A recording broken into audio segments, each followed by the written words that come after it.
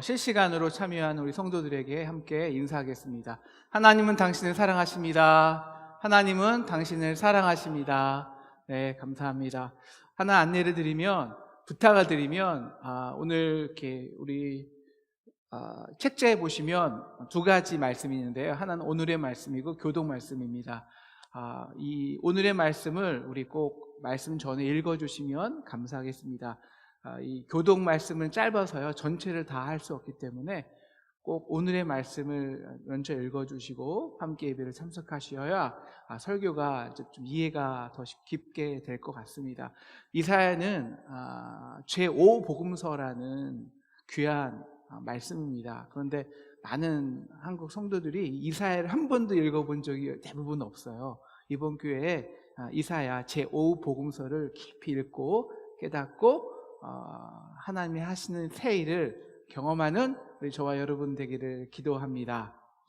하울링 좀 낮춰주시고요.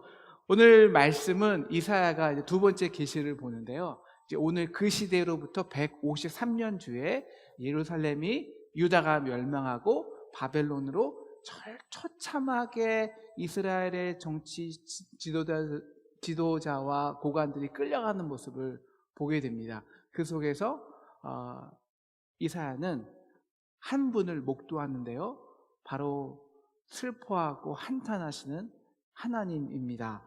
하나님의 변론은 그렇습니다. 예루살렘이 무너진 것은 바벨론이 강해서가 아니라 오늘 말씀 3장 1절에 그들이 유다가 의지하는 것을 없애버리기 위함이라는 것입니다. 이미 하나님은 2장 22절 너희는 인생을 의지하지 말라 그의 호흡은 코에 있나니 샘할 가치가 어디 있느냐. 여러분, 코에서 나오는 숨이 끊어지면 끝인데 정말 의지할 가치가 있느냐 물어보십니다. 그런데도 유다는 끊임없이 인생들을 의지합니다. 오늘 8절에서 하나님은 그 이유를 말씀하십니다. 그것은 나를 거역하기 위함이다.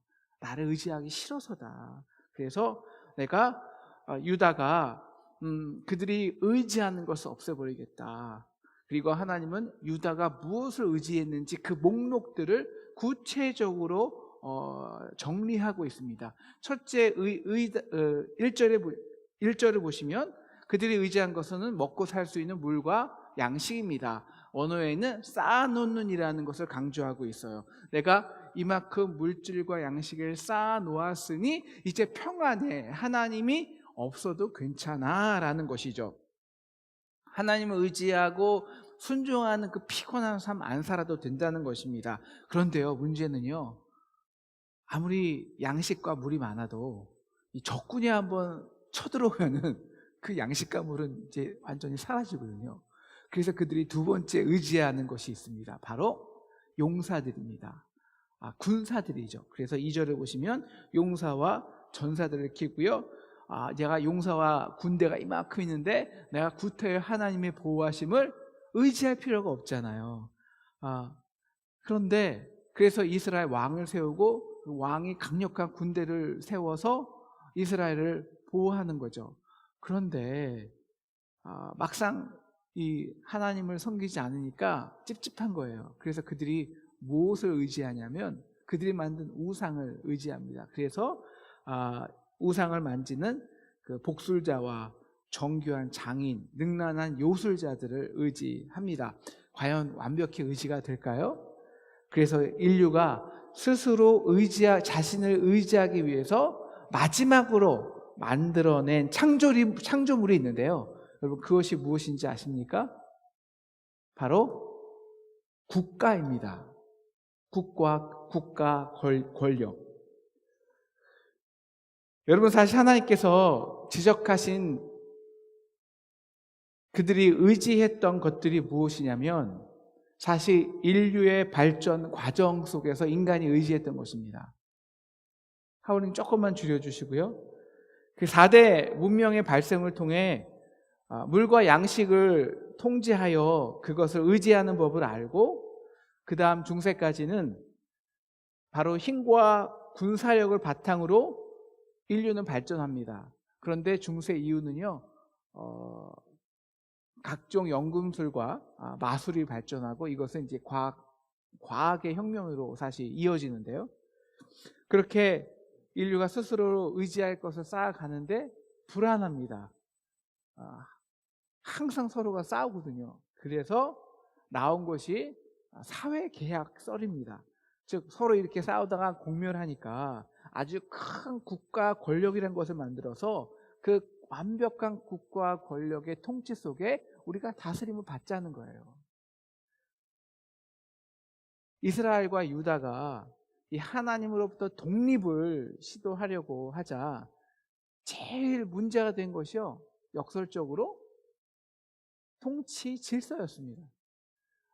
옛날에는 백성이 하나님의 뜻대로 살면요, 자연히 그 유다 사회에 하나님의 정의와 공의가 이루어졌어요. 그런데 하나님을 싹 빼놓으니까 이 통치 그 질서가 전부 흔들려 버리는 거예요. 그래서 그들이 무엇을 고안해냈냐면 조직적으로 완전한 통치 기반입니다.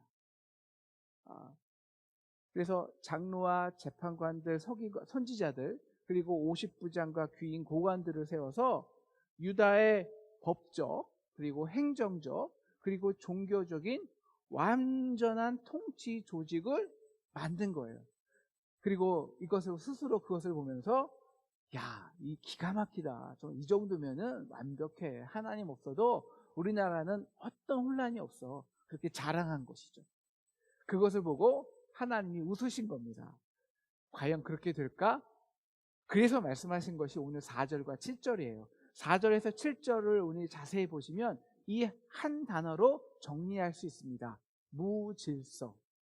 여러분, 누가 고관들을 다스리나요? 철부지 아이들입니다.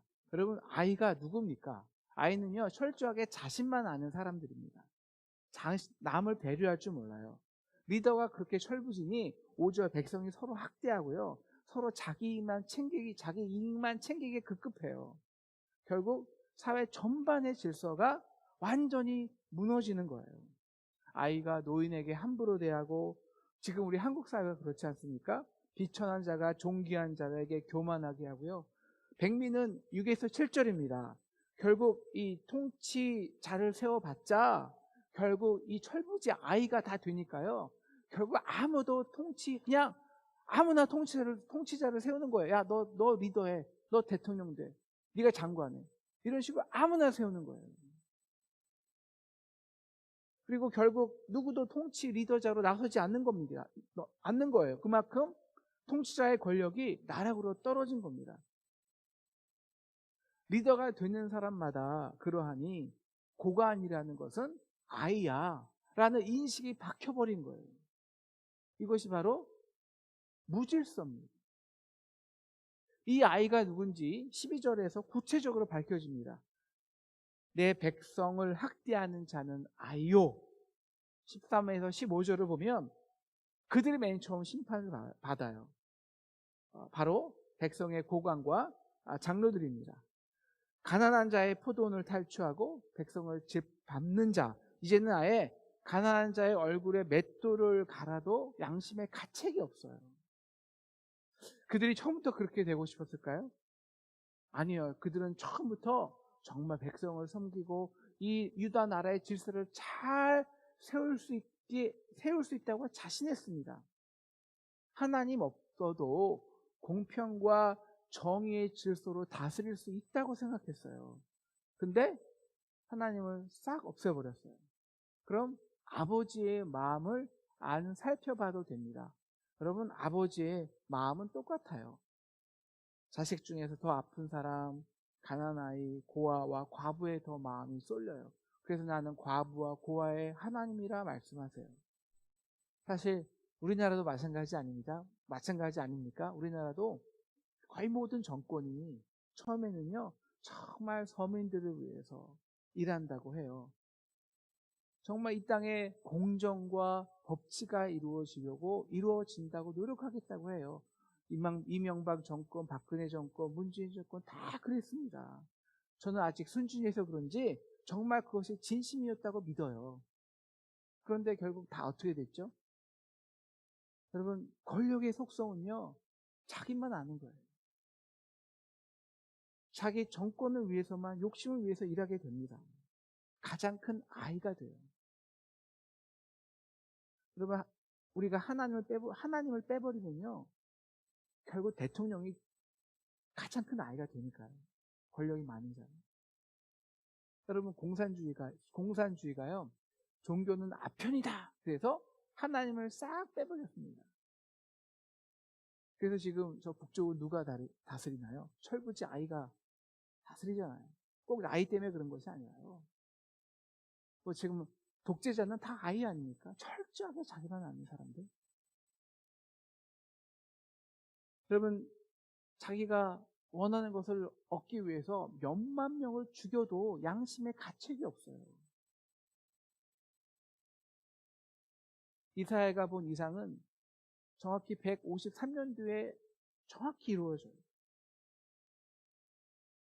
하지만 하나님의 계시는 한 번 이루어졌다고 해서 끝나지 않습니다. 우리의 인류의 역사 속에서 끊임없이 성취됩니다. 자, 하나님이 이 아이의 통치에 대해서 계시하셨다면 이제는 그 시온의 딸에 대해서 계시합니다. 오늘 제가 말씀 교독을 안 했는데요. 다시 2분부터 말씀 교독이니까 우리 같이 한번 교독할까요? 그 이사야서 3장 우리 16절부터 4장 2절까지입니다. 16절부터 교독하겠습니다.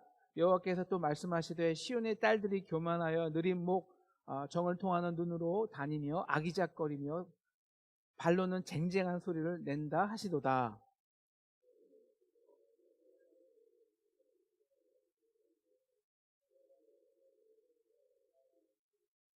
주께서 그날에 그들이 장식한 발목 고리와 머리에 망사와 반달 장식과 화관과 발목 사슬과 띠와 향악과 호신부와 예복과 겉옷과 목도리와 손주머니와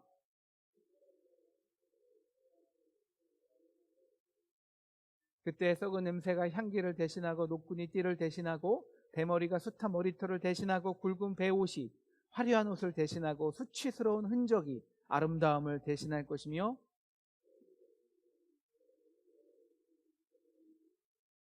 그 성문은 슬퍼하며 곡할 것이요 시온은 황폐하여 땅에 앉으리라.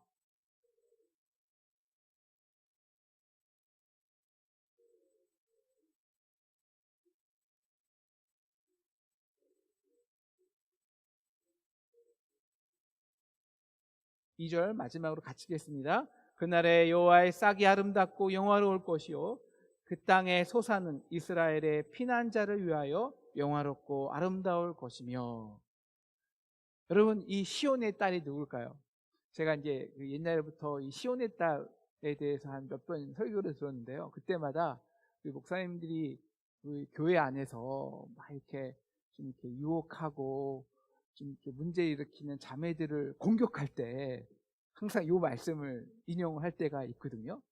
그런데 오늘 여기 나온 시온의 딸이요, 여기에 적용되는 사람이 남자가 많을까요? 여자가 많을까요?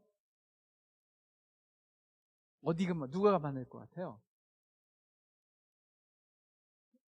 남자들이 훨씬 많아요. 여러분, 이 시온의 딸은요, 25절, 26절을 보시면 아시겠지만 이제 다 무너져 버린 예루살렘의 정치 지도자들을 성으로 의노한 겁니다. 그러니까 여성을 비하하는 것이 아니라요, 오히려 여성만이 가지고 있는 그 놀라운 가치, 능력, 그 여성성을 매우 강조한 거예요. 그러니까 성경에서 그 강조한 여성의 그 놀라운 능력이 뭐냐면요, 정조예요. 다시 말하면 사랑에 대한 헌신입니다. 영어로 말하면 faithfulness. 그러니까 한 남편만 바라보고 의지하는 온전한 사랑이에요. 여기서 말하는 남편은 당연히 이스라엘의 남편 하나님을 말하겠죠. 그런데 이 이스라엘의 정치 지도자들이 그들의 남편 하나님이 있는데 누구에게 아기작거리고 꼬리치냐면요, 다른 남자예요. 여기서 다른 남자가 누굴까요? 예, 강대국이에요. 애굽, 아시리아, 바벨론. 왜냐하면 하나님을 의지하지 않고 그들에게 잘 보이면, 여러분, 하나님을 의지하는 게 얼마나 힘듭니까? 말씀에 순종해야죠. 또 예물 드려야죠. 때때로 예배해야죠. 또 가난한 자들 섬겨야죠. 기다려야죠. 그런데 이 강대국은요, 자기가 원하는 걸 싹 주면 그냥 바로 우리를 지켜줘요. 바로 도와줘. 그것이 우상의 매력적인 이유입니다. 그래서 이 구절은 매우 조심스럽게 설교를 해야 합니다. 꼬리치는 자매들의 이야기가 아니라 저 같은 교회 지도자들이 하나님을 의지하는 것보다 편한 세상의 방법을 의지할 때 적용되는 경고예요. 그래서 아름다운 여인이 정절을 버리고 이 남자 저 남자를 의지했던 예루살렘의 지도자들은 어떻게 되었을까요? 바로 17절부터 26절이 그 결과입니다. 야, 너희가 그 바벨론 의지했지? 결국 어떻게 되는지 아십니까? 그들이 의지했던 바벨론에게 수치스럽게 멸망하고 끌려가는 거예요. 오늘 이사야가 본 그 장면이 바로 이 장면이에요. 자, 바벨론이 이 백성의 지도자들을 끌고 가는데 17절 보니까요, 하체를 실제로 그랬어요. 실제로 이스라엘 그 바벨론 왕이 이스라엘 사람들을 끌고 갈 때 하체를 다 벗기고요, 발가벗겨서 데려갔고요. 18절에서 23절 그들의 그 시온 딸들이 자랑했던 그 우상들, 그 금, 보석, 장신구들 여기 딱 쭉 나왔죠. 그 화려한 옷들 다 없애고 굵은 베옷을 입혔고요. 그래서 오늘 이 모습은 이 여성의 아름다움, 다시 말하면 여성성, 그 사랑에 대한 헌신을, faithfulness를 잊어버렸을 때 그들이 어떤 수치를 당하게 되는지를 적나라하게 묘사해주고 있는 거예요. 정말 수치스러운 것은요, 3장 25절부터 4장 1절까지의 모습이에요. 예루살렘이여 너희 장정은 칼에, 용사는 전란에 망할 것이며. 여러분, 자기의 사랑하는 자녀들이 누구한테 망하냐면 자기가 의지했던, 그러니까 바람핀 남자, 즉 바벨론과 아시리아에게 자신의 사랑하는 자녀들이 다 칼에 맞아 죽는 거예요.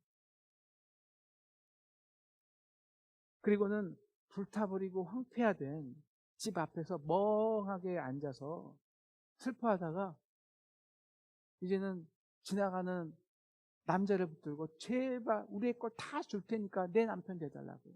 그렇게 7 여자가 한 남자에게 붙어서 제발 내 남자 돼달라고 슬피 울고 애곡하고 애원하는 거예요.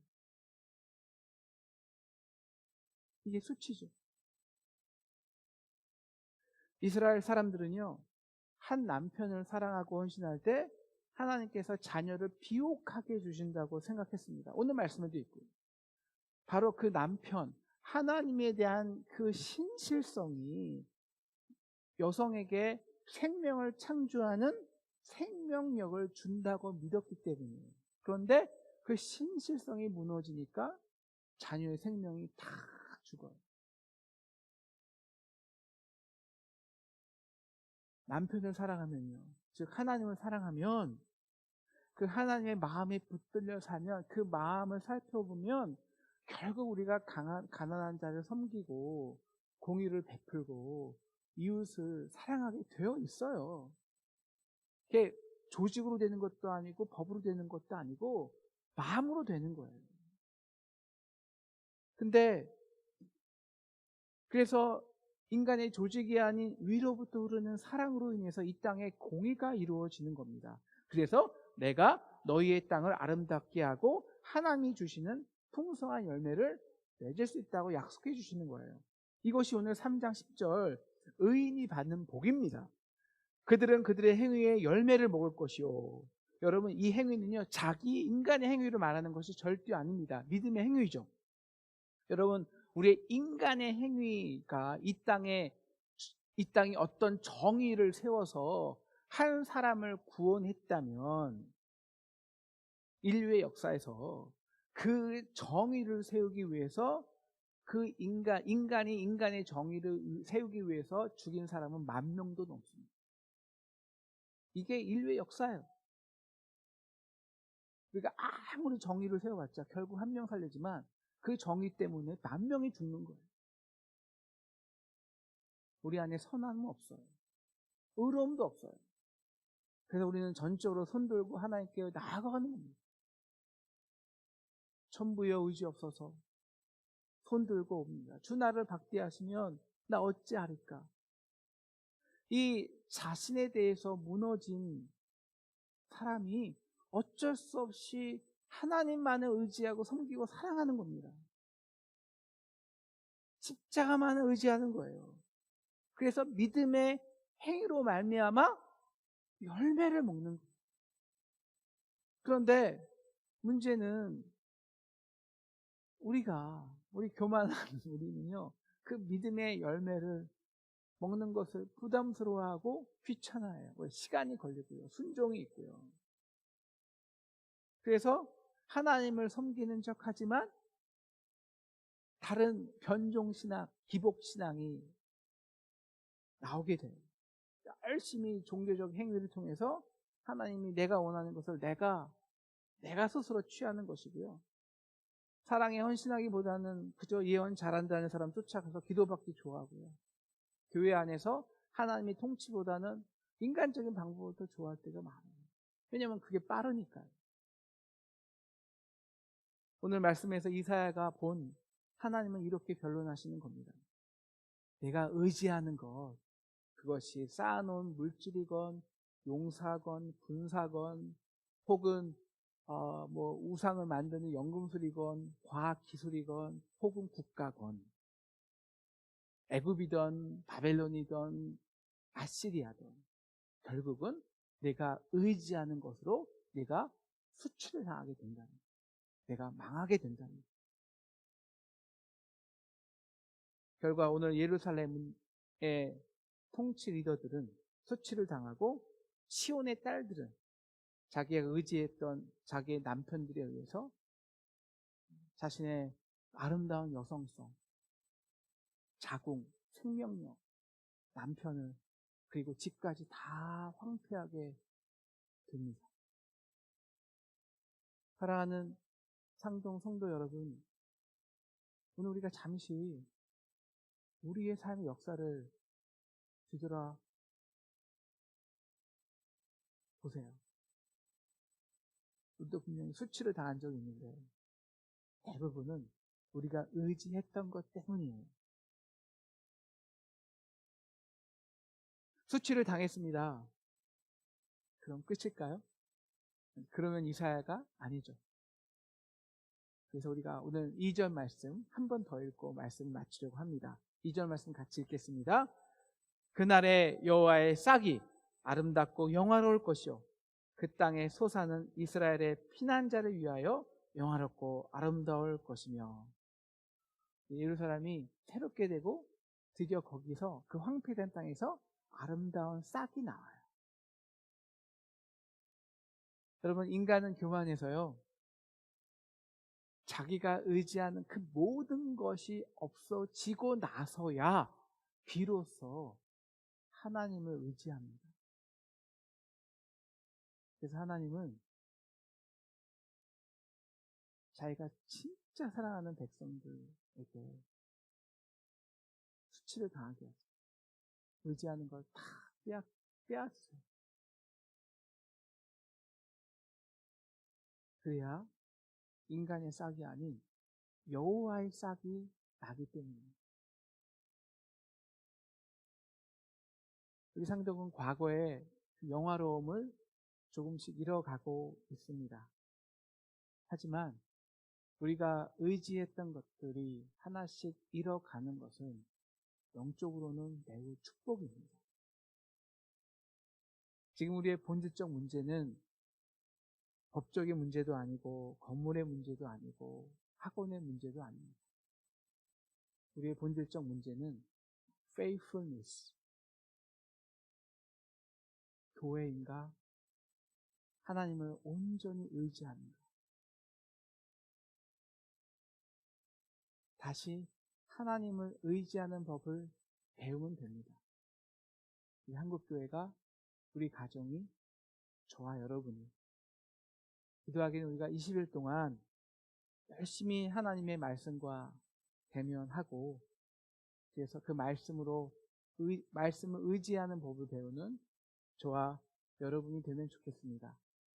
그럼 분명히 하나님께서 이 상동 땅에 다시 아름다운 여호와의 싹을 피우실 것입니다. 그 싹을 함께 아름답게 가꾸어가는 저와 여러분 되기를 주님의 이름으로 축원합니다. 오늘 우리가 말씀 생각하는